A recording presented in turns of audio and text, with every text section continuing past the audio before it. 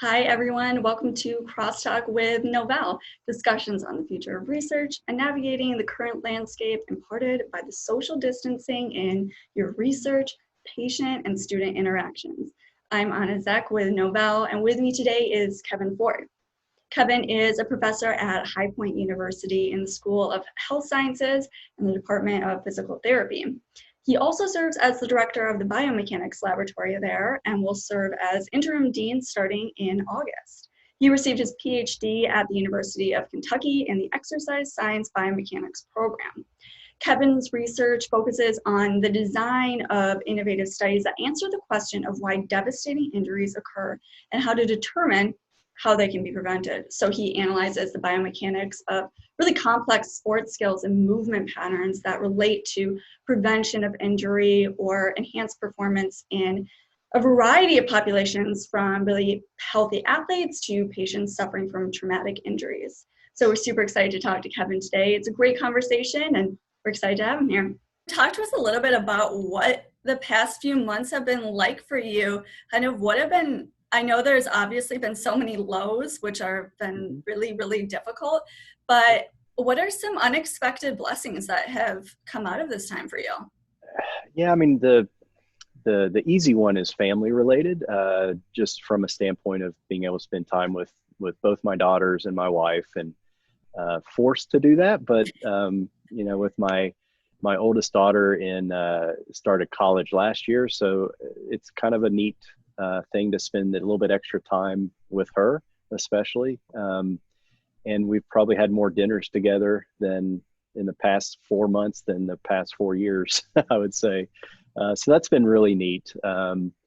I've, from a work standpoint, it's certainly been challenging adapting to this, but I guess the benefit is we've had some time to kind of reevaluate, reanalyze data, to look at things a bit differently. Our engineer, Audrey Westbrook, published a first author paper with some of our work during the time.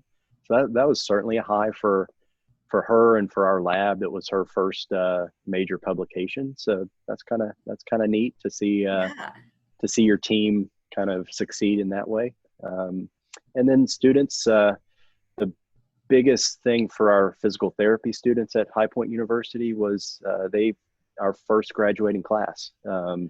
And so that's something we've been working towards. And unfortunately, we've had to postpone the graduation ceremony, but just to see them, reach that milestone is pretty neat, even seeing it remotely. So. Absolutely. That's really exciting. Congratulations on all of that. Thank you. So you obviously work with kind of two separate bodies of students. So let's talk kind of about the lab first and the work that you do in there. When it became clear that we were going to have to stay at home, change how we all work, what were those initial conversations like? How did you adapt? And what were some of the biggest obstacles that you had to figure out? Yeah, it was certainly tough. Our physical therapy students certainly work on projects, but they're also navigating a pretty intense schedule of courses. Our undergraduate students that we work with in typically exercise science, they may have a bit more time to focus on some of the projects. So we've focused a few projects towards undergraduate students working remotely on analyzing some data, reading papers. That part's not super exciting all the time, but it was something we could do. We were able to do some journal clubs remotely. Dr. Waxman, who's in exercise science, was able to do a virtual poster session with some of our students. When American College of Sports Medicine meeting was kind of pushed virtual, we went ahead and did some of those presentations just locally through Zoom and then also through Teams, so Microsoft Teams. We've used every, I think, platform out there, and sometimes switching, hour to hour. So that's certainly been hard.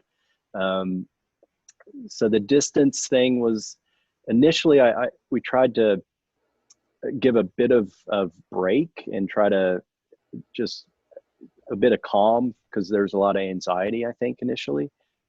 Still is, honestly, but especially for the students to say, look, we're still going to be here. We'll still have research going, but maybe we can refocus on some things and see how this is going to, work. Once we saw we're pretty much going to be in this for a while, that's when we started to have our meetings back again and try to integrate in and make it as, I don't really like the term new normal. So I it's the new reality. So that's the, because normal is normal, but this is the reality we're in. So we just had to, focus on some things a bit different, but still make sure they knew we were here to support them and most importantly, engage in what they've been putting their time into for, the last year to 4 years, however long it's been. And can you talk a little bit too about the support of students? You mentioned that there was a lot of anxiety, which is totally understandable, but I have to think that's where that consistency comes into play too, of still being the same and still being a reliable, consistent source for them to lean on. Yeah, I think we were looking very much short term, trying to figure out, all right, let's get to just this next step, and supporting, being there, trying to listen. Probably listen is the big thing. I unfortunately have a tendency to want to fix things, and maybe that's not necessarily the best thing to do in this time, because we don't really have many ways to fix things. So probably listening would be the best way. And every individual we interact with has different challenges. I have a student in Colorado that had to go back home, and she didn't have internet. She was in a remote area, and so she would have to drive into where her mother worked in order to get internet. And so I would meet with her at different time points, and so just little things like that are challenging for one group that may not be for another. Definitely, yeah. Just it sounds like being flexible and kind of adaptable to whatever things pop up. You mentioned too that you've been listening to podcasts, reading books, just taking in what other thought leaders, as you said, have expressed. Have there been any super impactful or just thought-provoking articles, books, podcasts that you've listened to, even those that are unrelated to your current research?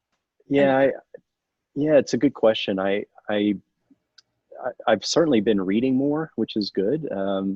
I was given a book by our president, Dr. Congdon. It's called Excellent Wins, and it's by Horst Schultz. He's the CEO, founder of Ritz-Carlton, the hotel chain. And it's a newer book, but it's really about, he's a German individual, and talks a little bit about his growing up and how he basically became the leader of a premier hotel chain. And so kind of the stories along the way of serving customers, and how we can apply just being a servant to everybody. And so in education, academia, that's certainly some important things that I took from the book.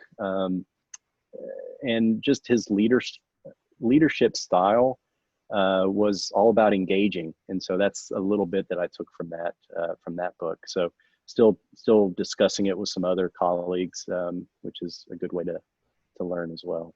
Yeah, definitely. And it's another concept you touched on there, the idea of being a servant leader. I did want to ask too, how companies like Novel, technology developers, how can those types of companies work to help your students in this kind of environment? How can they be a more effective partner? Yeah, I mean, we've had great experiences over this challenging times with the majority of the companies we work with, and just from, I mean, again, I come back to listening.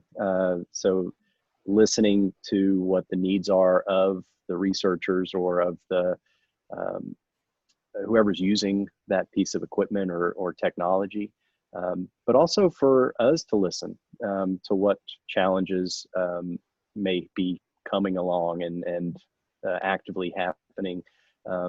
So that part's important, I think, and having a kind of a mutual understanding of what each of our challenges are, because sometimes they're very similar and sometimes they may not be. And but to give a concrete example, just even as simple as modifying a software license or a service contract that was due at a certain time, those are little things that certainly help in the moment, that you don't have to stress or worry about.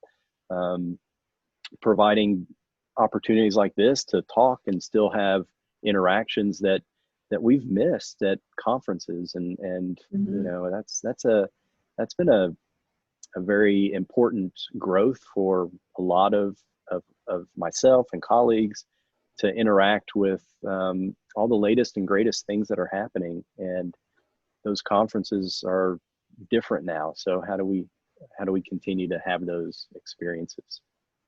Absolutely. Last question here as we wrap up. Speaking of conferences, do you remember what your first ESM conference was, where it was? First one, Australia, Brisbane. That's a good one. So that would have been in 1988, I believe. 98? Yeah. 88, I think. I think it was 88 or 98. I'm sorry, 98. Yeah, 98. I was in high school in 88. So. I was like, I think you're aging yourself a little bit. So that's so Brisbane, 1998.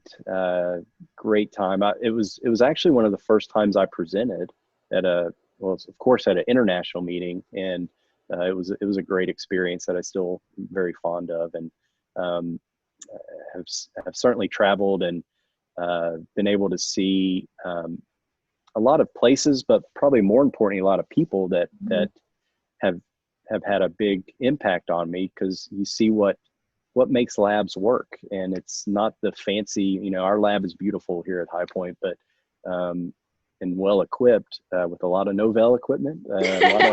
Nice plug. But it's really the people that you get to work with and build your team around that make a difference. And I certainly learned that early on from all the different groups that I was able to meet with. Absolutely. Well, thank you so much for your time and for showing us your beautiful lab there in the background, even if the lights turned off on you again. Yeah, the lights came down. It's getting late. Yeah, it's time to go home for the weekend.